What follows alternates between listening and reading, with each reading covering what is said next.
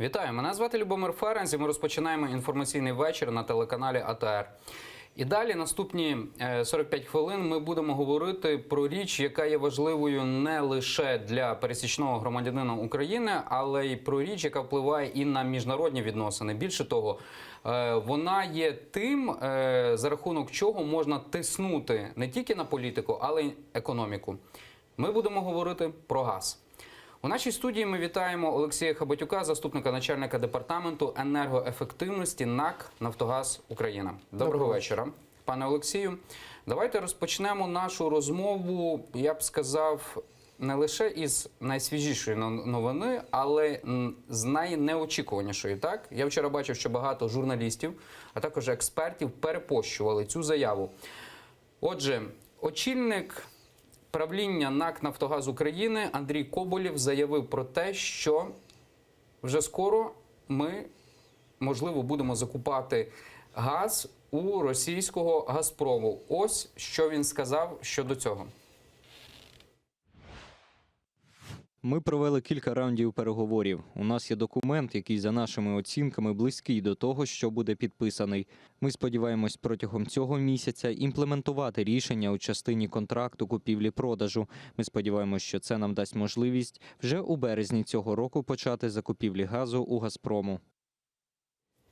Отже, що сталося? Петро Порошенко у Давосі говорив як про одне з найбільших досягнень те, що Україна не купляє газ у російського «Газпрому». Ситуація змінилася, так? Пройшло менше місяця, і очільник НАК «Нафтогаз» заявляє про те, що очільник правління НАК «Нафтогаз України» заявляє про те, що вже в березні ми будемо закупляти газ у «Газпрому». Це очікуване рішення після прийняття в Стокгольмському арбітражі кінцевого рішення по контракту купівлі-продажу між «Газпромом» і «Нафтогазом». Тож та справа, яка продовжувалася декілька років. І, скажімо так, це перехід до технічної реалізації того рішення в Стокгольмі. Треба нагадати просто, з чого починали, тобто, власне, до чого позивалися. Да? Тобто до контракту первісного 2009 року, який говорив, що ми маємо купляти, як Україна, 52 мільярди кубометрів газу по формульній ціні, не мали права його реекспортувати. От основні положення.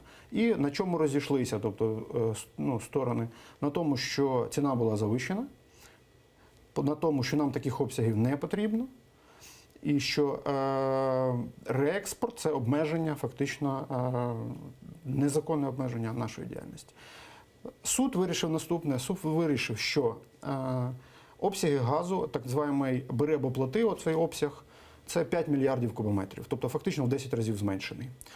При тому треба зазначити, що з цих 5 мільярдів ми 4 мільярди зобов'язані купити, а 1 мільярд, скажімо так, це на угоду сторін. Якщо ми хочемо, ми їх можемо купити. Що стосується ціни, формульна ціна знову ж переглянута, не та, яка була раніше прив'язана до ціни на нафтопродукти, а зараз вона прив'язана до німецького хабу в Німеччині. І третій пункт – це по реекспорту, він відмінений. Тобто є право реекспортувати той обсяг газу. Що це дає, це рішення? Досить просто. Нам не потрібно стільки газу, як було в контракті. Тобто зараз вся країна споживає біля 32 мільярдів. Тобто спершу, щоб наші люди розуміли, так, телеглядачі, спершу була формула «бери або плати», так? Просто була певний об'єм газу, який Україна чи споживала, чи не споживала, вона мусила брати, так? Йшла мова про 56 мільярдів доларів 2012-2017 років, так? Так, орієнтовно так, але тут простіше, мабуть, в обсягах говорити. Тобто 52 мільярди сьогодні споживаємо 30. При тому, що своїх власних видобування 20. Тобто нам приблизно потрібно імпортувати, орієнтовно 10 мільярдів кубометрів. 50 нам ніяк не потрібно. Ціна, зрозуміло, ціна формульна, вона вища, ніж та, яка була в первісному контракті, ніж та, яка зараз буде по ціні на німецькому хабі. Це дозволяє економити кошти. Крім того, там було ще низка позовів по старим, скажімо так, неузгодженості ціни в 2014 році. У нас був наступний спір. «Газпром» хотів, щоб ми заплатили за формульною ціною, набагато вищу, там 485 доларів за один, да, за один кубометр. За 1000 кубометрів. Да, за 1000 Ви кубометрів. знизили до 350. 352, якщо я не помиляюсь по пам'яті. 352, тобто це приблизно 130 доларів на кожні 1000 кубометрів знизили. Тобто ми зменшили наші зобов'язання і по цьому пункту. Тому зараз фактично іде імплементація цього рішення. Вона на якій стадії, як вже казали, технічне узгодження. Треба узгоджити обсяги закупівлі на рік. На цей 18-й рік. Тому що це не просто обсяг там на рік весь, а на квартали. Треба розбити по кварталам, узгодити ці обсяги, як вони будуть постачатися, через які станції будуть постачатися по трубопроводах. Ну, оце йде це обговорення. Це означає зраду чи перемогу, так, якщо говорити? Тому що для населення те, що Україна відмовилася від російського газу, не зовсім відмовилася, ми згодом це уточнимо. Президент України Петро Порошенко в Давосі показував як одне з найбільших досягнень за часи його правління. Зараз ми знову повернемося до російського газу. Чи Росія за допомогою «Газпрому» знову не буде тиснути на Україну? Це основне питання, що змінилося не просто джерело газу, змінилися принципи відносин. Якщо раніше при тих обсягах газу, які ми таки ж казали, 50 мільйонів, на нас можна було досить легко тиснути, тому що зазвичай у нас були такі відносини. Ми йдемо на якісь поступки, і за рахунок цього віддаємо Російській Федерації щось. Там, ви пам'ятаєте, історія була з російським флотом в Криму, історія, поступки, там, так звані Харківські угоди. Тут немає вже жодної політики. Тут чиста комерція. Тому що рішення остаточне, воно чітко визначило правила на найближчих до 2019 року, тобто 2 роки, і переглянуло минулі зобов'язання. Це основне, тобто немає політики, це чиста комерція. Тобто економічні відносини в цьому плані щодо газу, вони з березня, можемо сказати, відновляться, так, з Росією напряму. Тому що на даному етапі Україна купляє той самий російський газ, однак його називають реверсним. Тобто там через Словаччину чи інші країни. Тобто «Газпром» поставляє туди, але ми маємо відносини із Словаччиною, наприклад, по поставках газу в Україну. Зараз контракти будуть вже підписані напряму із «Газпромом». В чому різниця полягає? Так, реверсний газ нам дорожчий, ніж зараз ми будемо платити за нього напряму Росії. Російському «Газпрому», якщо бути точніше.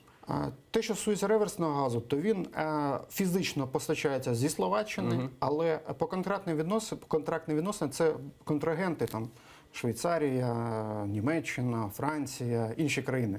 В Європі немає такого, скажімо, поняття.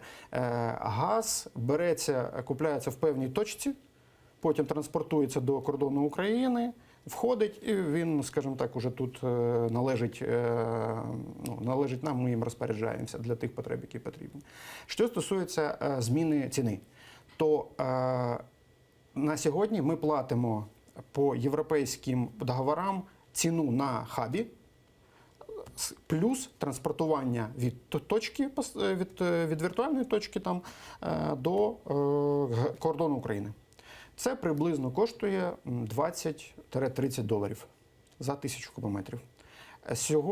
По контракту з «Газпрому» цієї надбавки 20-30 не буде. То ви говорите 20-30 доларів за 1000 кубометрів ми платимо надбавки, так? Це через те, що газ проходить через Словаччину. Правильно я розумію? Це не тому, що він переходить в Словаччину. Тому це що треба транспортування, це ціна транспортування, так? Вона не через Словаччину. Ми купляємо його в певній точці, наприклад, на якомусь хабі. Він може знаходитися на території Німеччини. Вже з Німеччини, там рахується до Словаччини, потім до кордону України. Тобто 1000 кубометрів газу тепер на 20 чи 30 доларів буде коштувати менше, якщо контракт буде напряму підписаний із російським «Газпромом», правильно? Так. І це є вигідно для України в економічному плані. Давайте ще перейдемо до справ внутрішніх. Так? Дуже багато останнім часом говорять про ціну на газ. Міжнародний валютний фонд також поставив умовою підняття ціни на газ для населення і взагалі для українців на рівні ринкового. Так, він саме так говорить. Ось що про ціну на газ сказав в інтерв'ю Bloomberg на економічному форумі у Давосі президент України Петро Порошенко. Що він про це думає? Я знаю, що уряд готовий врегулювати ціни на газ. Отже, тут Петро Порошенко говорить, я знаю, що уряд готовий врегулювати ціни на газ. Не йдеться наскільки, просто що готовий піти на певні поступки. От з вашої точки зору, є політична воля в Україні підняти ціну на газ чи ні? Тут я зазначу, що це було сказано 25 січня цього року. Нам би теж хотілося, щоб питання по ціні в кінці кінців було врегульоване. Тому що вже досить довгий час, це щонайменше з літа минулого року, всі знаходяться в підвішеному стані, тому що ціна мала бути переглянута, опублікована літом і вступити в дію в жовтні минулого року. Цього не відбулося, попри домовленості і постанову уряду там 187, яка визначає правила визначення ціни. І тому ми працюємо в тих умовах, які є на сьогодні. Тобто ми очікуємо, що уряд визначиться з ціновим регулюванням, з ціною. Але, на нашу думку, на сьогодні регулювання ціни не є необхідним. Що ви маєте на увазі регулювання ціни? В Європі немає в більшості країн встановлення ціни урядом. Ціна встановлюється ринком. І, в принципі, в Україні весь ринок поділений на два сегменти. Один сегмент, він не регулюється, це промисловість вся купляє за вільними цінами. А другий сегмент регулюється, це ціни для населення і для теплокомуненерго, які постачають тепло для населення. Так от, я маю на увазі, що уряд регулює ціну для населення і для теплокомуненерго. Щоб в нас відбувся процес, який проходить, наприклад, в тій самій Європі, потрібно змінювати законодавство, щоб уряд не регулював ціну. Все правильно? Законодавство на сьогодні змінено. Воно було змінено ще в 2015 році, закон про ринок природного газу. І там визначено, що в нас вона повністю практично повторює європейське. Лише що зараз відбувається? У нас є так звані спеціальні обов'язки, які зобов'язують Нафтогаз продавати газ за визначеною ціною урядом. Ця ціна на сьогодні вона є нижчою, ніж ринкова. Це перешкоджає розвитку ринку. Тобто споживачі не мають права змінити, не те, що право, вони мають право, але не мають зацікавленості змінити постачальника. Тому що вони отримують газ за нижчою ціною. Тобто ми хотіли би, щоб ринок був повністю відповідав європейському. Ви сказали, що законодавство є змінене з 2015 року. Хто зробив оці спеціальні постанови, так? Тобто, як це юридично регулювалося? Юридично за це відповідає, відповідно до закону, Кабінет Міністрів. І Кабінет Міністрів своїми постановами встановлює і покладає обов'язки на учасників ринку. Це було проголосовано в парламенті, так? Ні, це уряд. Це уряд це зробив, так? От Петро Порошенко, я не даремно зазначив 25 січня про те, що він сказав, що уряд готовий врегулювати ціни на газ. Поняття врегулювати є досить таким розмитим, так? І незрозуміло, що має на увазі президент України. Чи погодити, підвищити до ринкової ціни. На даному етапі це не зрозуміло. Погоджується зі мною оцей вислів. Мені це не зрозуміло. Що він сказав в інтерв'ю Блумбергу. Давайте послухаємо, що сказав Володимир Гройсман. Так, вже після 25 січня він про це говорив 2 лютого цього року. Очільник уряду. Чи готовий він регульовувати ціни на газ? Ціна на газ цього опалювального сезону не змінюватиметься. Я про це сказав, я дотримуюся свого слова. Справді є питання, і про це заявив представник МВФ в Україні, у тому, щоб вирівняти комерційну ціну газу та ціну для населення. Ми наразі працюємо з МВФ, ми маємо свою думку, я з деякими питаннями не погоджуюся. Я вважаю, що має бути справедливе формування ціни в країні. Володимир Гройсман сказав, що він працює з МВФ, тобто уряд працює з МВФ в цьому питанні. Я думаю, що до цих перемовин долучено НАК «Нафтогаз». Наскільки мала би бути піднята ціна на газ в Україні? Я читаю деякі повідомлення, наприклад, аналізи, і вони говорять про те, що від теперішньої ціни вона має бути піднята на 60%. 50-60%. От саме оця вилка. Я хочу сказати, що в словах прем'єр-міністра не набагато більше чіткості щодо майбутньої ціни, тому що незрозуміло, як саме збираються врегулювати питання з «Газпромом». Я можу лише спиратися на ту постанову, проект постанови, який був опублікований Міністерством енергетики в січні, десь близько 2 тижнів тому. Що вибачте, я вас переб'ю, Олексію. Що ви маєте на увазі врегулювати ціну з «Газпромом»? Так? Все буде відштовхуватися від ціни з «Газпромом»? Я обмовився, можливо, з МВФом, пан Гройсман казав. Тобто, що вже питання погоджено або знаходиться в процесі погодження, і Кабінет міністрів має якусь свою позицію. Я можу лише спиратися на проект постанови, який був опублікований приблизно в середині січня Міністерством енергетики, яке взяло на себе функцію підготовки пропозицій по регулюванню ціни, і вони запропонували і формулу ціни, і умови розрахунків, і сферу, на кого покладаються ці обов'язки. Там є досить багато змін відносно поточного стану. Але основне, що мене особисто непокоїть, це питання розрахунків. Не так питання ціни. Ціна, відповідно до цієї постанови, там десь плюс 10%. Але непокоїть саме розрахунки між нами і газопостачальними організаціями. Це так звані газбути. Тому що в цій постанові немає жодних механізмів, в який спосіб можна отримати оплату від газбуту для «Нафтогазу» за поставлений газ, проданий їм газ. Це основне, що непокоїть, тому що підвищення ціни на 10%, наприклад, це орієнтовно від поточного стану, це 5 мільярдів гривень.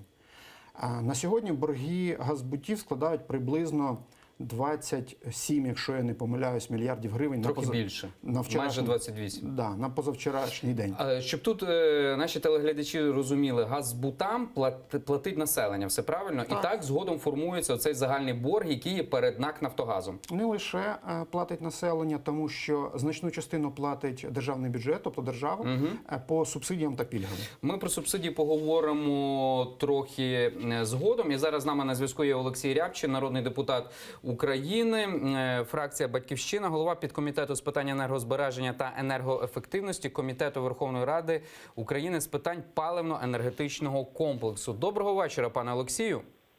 Доброго вечора, шановна студія, шановні глядачі. От ми зараз дискутуємо з Олексієм Хабатюком, заступником начальника департаменту енергоефективності НАК «Нафтогаз України», про підвищення ціни на газ. Якою є позиція комітету? Тому що до кінця не зрозумілі слова президента України, що уряд мав би врегулювати ціни на газ. Володимир Гройсман вперто, я би сказав, не хоче підвищувати на них. Так, НАК «Нафтогаз» каже, що ціни не є ринковими і вони мають бути підняті на 50-60% від даної ціни на газ. У вас дві людини, які займаються енергозбереженням, треба взагалі спілкуватися не про підвищення ціни, а як скоротити споживання. Але це таке. Питання дійсно ми бачимо різну позицію. «Нафтогаз» заявляє про те, що вони, як менеджери компанії, вони просто забувають, що це державна компанія, да? Вони так трошечки думають, що вони приватна компанія, яка там може діяти в інтересах власних акціонерів, там, я не знаю, або прибутку. От вони, діючи в інтересах компанії, вони кажуть, ми за ринок, ми хочемо продавати всім газ і підприємствам, і людям по ринковій ціні, без будь-яких там спецобов'язків, які нам зараз покладені. Тому давайте уряд робить все як треба. Ви ж, уряд, сказали, що ви за ринок. От тому давайте робити повний ринок, повний хардкор, знаєте, так скажемо. В уряді розуміють, що це таке дуже сумнівне рішення, тому що вони ж та за ринок, вони навіть МВФ пообіцяли, що вони риночники, а не за державне регулювання, хоча вони регулюють ціну. І уряд розуміє, що якщо вони зроблять те, що вони обіцяли, і відпустять ціну, знаєте, як нас, умовно, дуже умовно, як нас долар відпустили, і такий тепер плаваючий курс, то будуть у них дуже великі проблеми, тому що коли ціна скакне, ще більше. Да, в нас ціна, якщо вона ринкова, то вона повинна там з певним лагом переглядатися двічі на рік. Зараз уряд намагається переробити формулу, щоб вона там раз на рік переглядалася. І буде великі проблеми і з бюджетом, і з субсидіями, і з монетизацією цих субсидій. Тому що якщо зараз десь 60-70% українців перепадають на субсидії, то будуть під 90%. От як цю енергетичну бідність, з цією енергетичною бідністю боротися. Тому ми бачимо два різних підходи. Нафтогаз, який каже підвищити ціну і далі ми там субсидіями все вирішимо. І уряд, який каже, ні, ну ми підвищимо ціну, ми ж обіцяли, ну десь не в цьому сезоні вже, а в наступному десь ми там спробуємо 10-18%. Однак ніхто не знає, яка ціна буде остаточна, тому що ціна ринкова. І як ринок поведе себе, є американський ринок, є європейський ринок, є на американській фондовій біржі зараз проблеми, як це відобразиться на світові ринки. Тобто є велика кількість таких незрозумілостей. До того ще не завершений арбітраж у Стокгольмі, і ми ще не почали закуповувати газ в Росії. Тому дуже багато таких речей. І не забуваємо, що до 2019 року в нас транзитний контракт. І дуже велика кількість є проблем, з якою стикається наша енергетика. Як вирішити цю проблему? Тому що фактично Україна вона знаходиться на даному етапі на такій розтяжці. Так, МВФ робить свою вимогу про ринкову ціну на газ. Уряд, зрозуміло, не хоче підвищувати ціну на газ, бо, перш за все, це також тут є політика. Суспільство не готове до підвищення цієї ціни на газ. Як вийти з ситуації? Тому що вже понад півроку дискутується. Я би не концентрувався на цих питаннях. А якщо уряд Яценюка, а потім уряд Гройсмана, вони прийняли рішення підвищувати ціну і робити її 100% імпортним паритетом, то я б на їх місці дбав би не про ціну на газ, а я дбав би про те, щоб кожен будинок і кожен дом, кожна квартира, там, де потрібно, вони були оснащені лічильником, щоб люди, якщо і платять за такі ціни, то платили би за те, що спожили, а не за те, що їм написали там облгази чи хтось інший. Платити тільки по лічильникам за те, що спожили.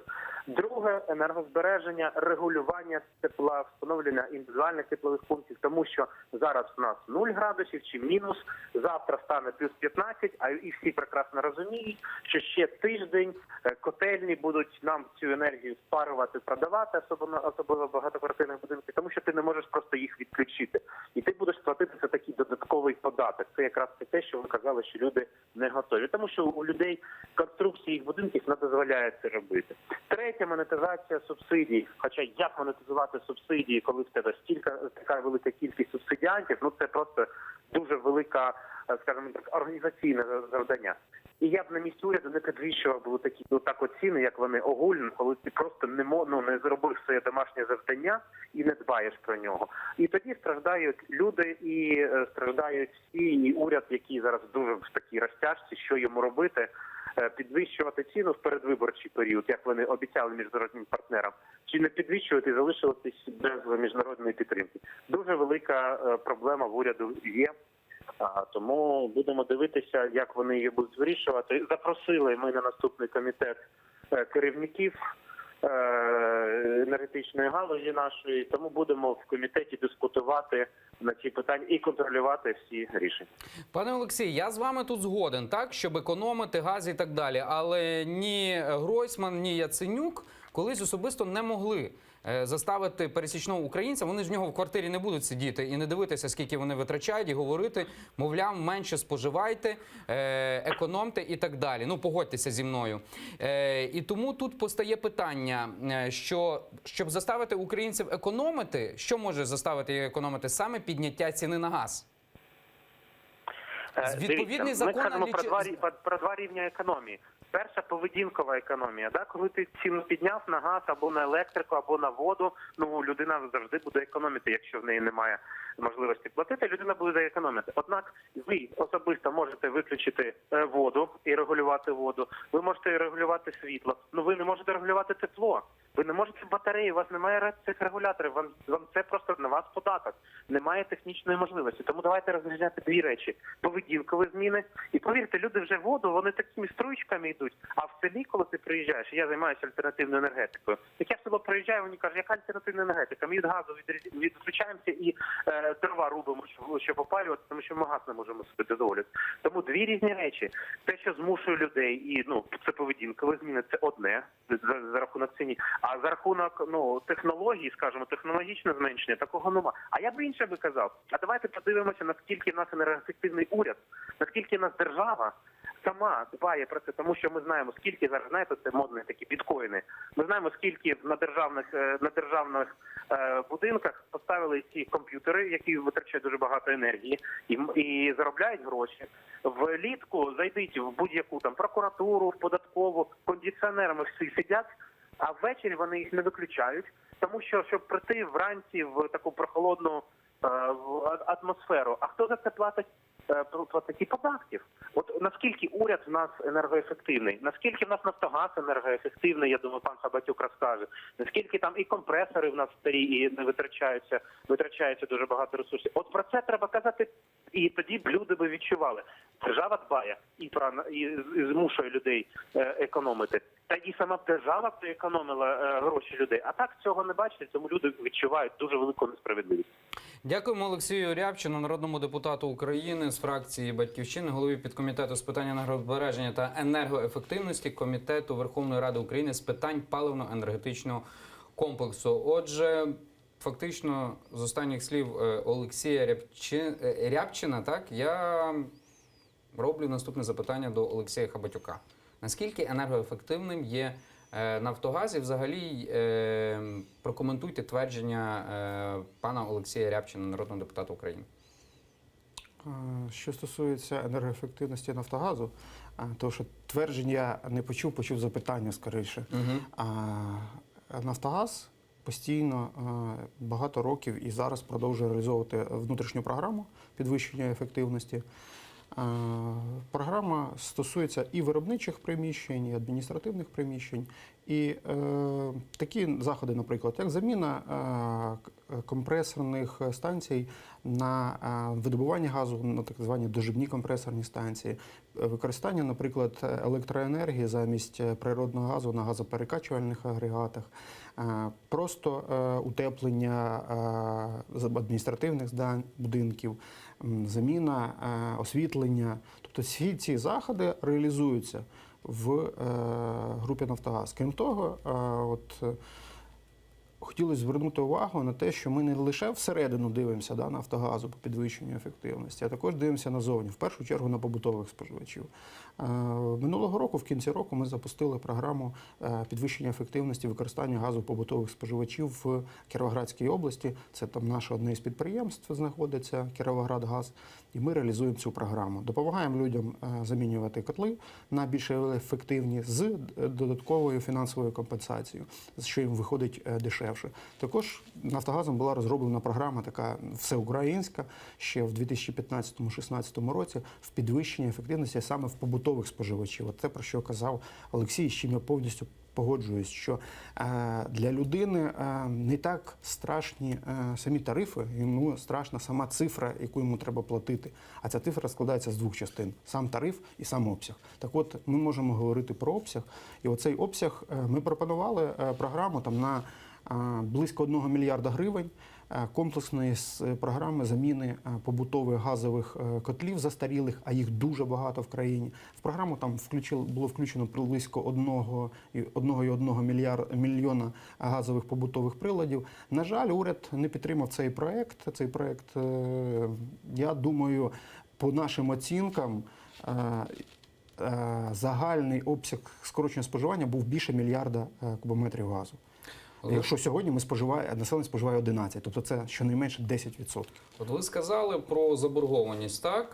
Зараз, якщо говорити в цифрах, станом на 9 січня цього року сумарна прострочена заборгованість підприємств перед НАК «Нафтогаз України» складає понад 27 мільярдів гривень, так? 27 мільярдів і 300 мільйонів, так? І з близько 380 промислових підприємств, яким Нафтогаз постачає або постачав газ, значну прострочену заборгованість має 16 споживачів, так? От що робити з цією всією заборгованістю? Ну, просто прийти і вибити з них неможливо, правда?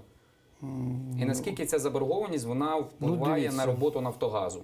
Тому що прибутки є великими в Нафтогазу. Ну, тут я хотів би от в контексті прибутків і коментаря Олексія, що Нафтогаз працює в інтересах акціонерів. Да? Нафтогаз працює Є держава. Це в інтересах держави. акціонерів. І це є держава. А держава – це в першу чергу сплати до бюджету, це податки раз, а друге – це оплата дивідендів. І до чого я веду? До того, що оцю заборгованість, яка сформувалася, вона сформувалася штучно. Вона сформувалася в тому числі за рахунок цих спеціальних обов'язків. Як вона сформувалась? Тому що в спеціальних обов'язків не було прописано чітко зобов'язання по сплаті за газ відпущений. Яка система працює? Газ відпускається без передплати, він постачається населенню, збирається якась частина коштів, якась має бути надійти від держави, потім вони повертаються до Нафтогазу ці гроші. Перше, бюджет не розрахувався вчасно. Перший пункт, щонайменше по пам'яті, це десятки мільярдів. Друге, те, що кошти не всі від населення доходять до Нафтогазу. До 1 квітня 2017 року працювала норма закону, коли гроші проходили через спеціальні рахунки відповідно до закону. Потім ця норма втратила чинність і там відбулося в ручному режимі, скажімо так, постановами Кабміну регулювання цього питання. Воно нормально не працює. І розщеплення цих коштів відбувається непропорційно тому обсягу газу, який ми поставили. Це другий напрямок формування заборгованості. Тому, як на мене, то ще раз повертаюсь до спецобов'язків. Питання ціни, як для нас, можливо, не настільки важливе, як питання розрахунків. Всі мають платити по своїм рахункам і розраховуватись за поставлений товар. Це друге питання. А питання ціни потрібно розглядати в контексті того, що ціна ринкова дозволяє всім гравцям працювати на рівних умовах. Тобто кожен буде мати право обирати постачальника, змінювати постачальника в залежності від послуг.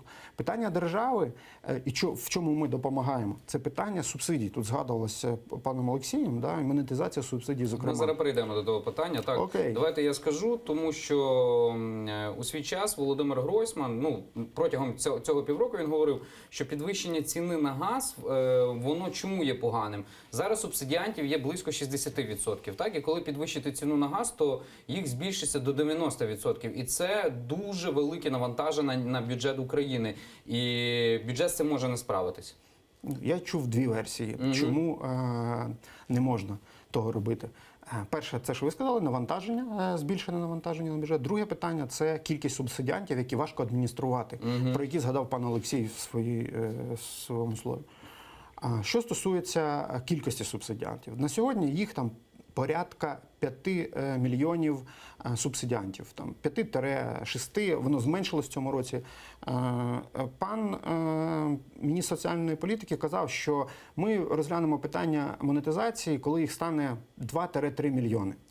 Тут в мене виникає запитання, що значить, що змінюється від 5 до 3 мільйонів? Як на мене, то масштаб проблеми не змінюється з точки зору адміністрування. Я хочу навести такий приклад. Тобто ми ж не єдина країна в світі, яка стикнулася з цими проблемами. Така країна, як Індія, наприклад, стикнулася з цими проблемами ще раніше, ніж ми. Тому що у них були дуже популярно у них використання газу для приготування їжі, так в балонах з зарідженого газу. І у них близько 200 мільйонів чоловік, це ж величезна країна, користуються цим газом. І оцих там близько 180 мільйонів отримують субсидії від держави. Раніше вони отримували ці субсидії у вигляді також зниженої ціни. Знаєте, що там відбувалося? Відбувалося те саме, що і у нас. Це не секрет. Цей газ за зниженою ціною перепродавався на чорному ринку за ціною в 2 рази вище. І була ціла так звана LPG-мафія в Індії, яка заробляла шалені кошти на цьому. І в тому числі робила корупцію у чиновників, щоб ніхто нічого не змінював в цій системі. Після того також при допомозі і Міжнародного валютного фонду, і Світового банку, які приймали як консультанти в цих проєктах, була зроблена монетизація субсидій. Було монетизовано близько 180 мільйонів рахунків, 180 мільйонів. Це все працювало на основі IT-системи, електронних платежів, банківських рахунків. Люди отримували кошти на свої картки, оплачували ним газ за ринковою ціною. Корупція в цій сфері, як в таких масштабах, була знищена практично. І за 2 роки, от останній звіт їхній, вони зекономили за рахунок лише монетизації 3 мільярди доларів. Давайте поговоримо про ще одну річ важливу також для України, і яка впливає на відносини так російсько-українські, але про неї ми будемо говорити з Олександром Харченком, генеральним директором Центру досліджень енергетики. Доброго вечора, пане Олександре. Доброго вечора. Отже, пан Коболєв, очільник НАК «Нафтогаз України», він також висловлювався про Nord Stream 2, так, Північний потік. І він сказав, зараз Росії потрібен транзитний маршрут через Україну, щоб заробляти на продажу газу на європейському ринку. Однак, якщо Північний потік 2 побудують, українська газотранспортна система більше не буде стримуючим фактором. За таких умов Москва зможе розгорнути повномасштабну війну на сході України. Сполучені Штати не повинні цього допустити. І от остання новина 31 січня. Компанія Nord Stream 2 AG, це дочірня компанія Газпрому, отримала дозвіл на будівництво і експлуатацію морської частини газопроводу «Північний потік-2» в територіальних водах Німеччини і сухопутній частині в районі Любміну поблизу Грайсфальда. Отже, Росія впевнено продовжує будувати Nord Stream 2. Німеччина не заперечує проти того, є деякі непорозуміння, я би не сказав непорозуміння, але Польща і Сполучені Штати Америки проти побудови Nord Stream 2. Чим це реально може обернутися для України? Справді війною, так як стверджує пан Коболєв, очільник НАК «Нафтогаз України»? Ви знаєте, такий ризик безумовно існує, тому що газовий транзит, газові продажі «Газпрому» складають левову долю надходжень взагалі сьогодні російського бюджету. І, безумовно, це один з факторів стримування, це ризик втратити цей транзит, це ризик втратити ту його частину, яка йде через українську газотранспортну систему. Безумовно. Я хочу вас трохи заспокоїти, перший дозвіл, який отриманий Nord Stream 2, це тільки дуже невелика частина від тих дозволів, які мають отримати росіяни, щоб його будувати. І сьогодні є певна опозиція Nord Stream 2, вона вже так досить чітко сформована. Це не тільки Польща, це і Балтійські країни, і деякі скандинавські країни. Тому дискусія триває. Безумовно, є дуже потужний лобійський ресурс «Газпрому» кинути на те, щоб побудувати цей потік. Але з іншого боку є і опозиція цьому проекту. Але найбільша проблема сьогодні для України з Nord Stream 2 створена українським же урядом, на жаль. Тому що український уряд, як то не сумно мені про це казати, повністю зупинив і навіть намагається відмінити частину тих реформ, які були проведені вже в частині газового ринку і в частині підготовки до відділення української ГТС і створення консорціуму з європейськими компаніями для того, щоб ГТС управлялося разом українськими і європейськими компаніями, отримавши таким чином повну довіру від європейських операторів ринку. На жаль, сьогодні уряд робить все для того, щоб ці реформи не відбувалися правильно. На жаль, сьогодні і віце-прем'єр Кістіон, який керує цей напрямок, і міністр енергетики фактично грають на руку олігарху Фірташу і Газпрому, який за ним стоїть, приймаючи рішення, які прямо протирічать інтересам України. На жаль. Дякуємо Олександру Харченку, генеральному директору Центру досліджень енергетики, з яким ми говорили про потік Nord Stream 2. Пане Олексію, на вашу думку, ціна на газ буде врегульована принаймні за цього уряду до 2019 року і за цього президента? Чи це політика і, скоріш за все, перемовини будуть тягнутися довго? Це в першу чергу політика, але ми хотіли б, щоб вона перейшла в площину економіки і здорового глузду. На вашу думку, Міжнародний валютний фонд довго буде вести переговори, чи все-таки він поставить питання рубом у свій час? Наскільки мені відомо, з останніх заяв МВФ, це одне із питань, яке є принциповим при продовженні програми фінансування. Тобто не буде підвищена ціна на газ, грошей можна не побачити в Україні? Так. Дякуємо Олексію Хабатюку, заступнику начальника департаменту енергоефективності НАК «Нафтогаз Україна». Мене звати Любомир Ференц. Ми повернемося у цю студію вже за півгодини.